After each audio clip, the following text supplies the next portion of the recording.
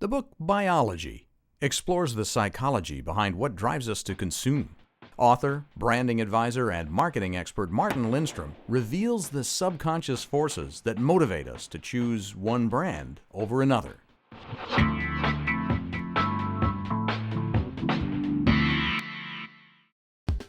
Let's face it, we're exposed to so many brands every day. Coca-Cola ads, Tiffany ads, everything from Swiss wrinkle creams to car ads, it's bombarding us every day.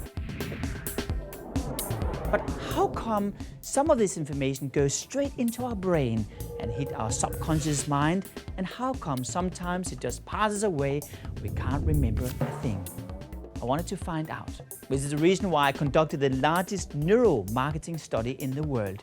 We scanned 2,000 consumers' brains, spending $7 million on finding out what really goes on in our brain. And the results were interesting. In fact, a little bit scary too. Take a look at this.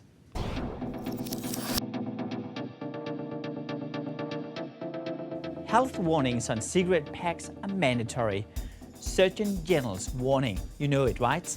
Or what about the European versions like stopping smoking reduces the risk of fatal heart and lung diseases? You got the point? Across Asia, they're even more dramatic. You have pictures of lungs and open heart surgeries on the pack. That's how nasty they are.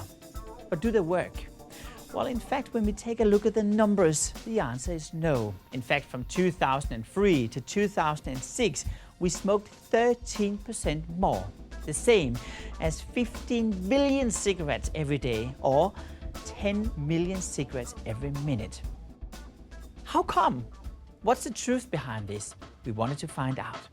So we recruited smokers from across the world, placed them in huge scanners, and exposed them to those health warnings. We looked into an area called the nucleus accumbens. It's also called the craving spot or the pleasure zone. When you're addicted to alcohol, to drugs, to gambling, or to cigarette smoking, you'll actually see the nucleus accumbens fire up like a fireball. And what we learned was shocking. The fact is that those health warnings have absolutely no effect on our brain whatsoever. In fact, the total opposite was taking place. When people were watching those health warnings lying in the scanners, the nucleus accumbens were actually activated. They were certainly encouraged to want to smoke even more.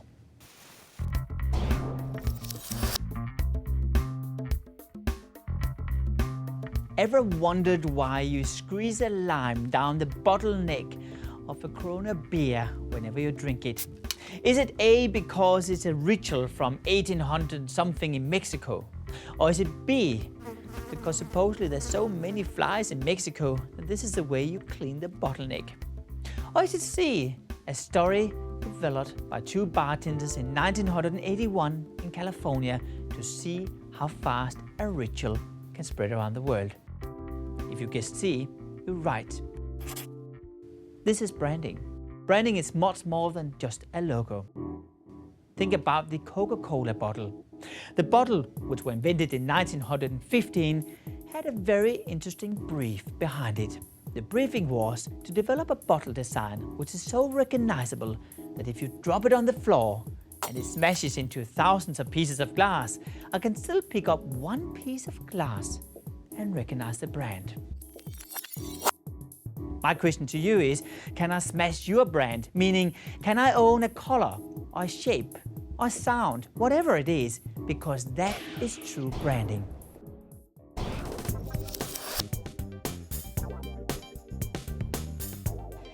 After years of studying product rituals and their effect on branding, it struck me.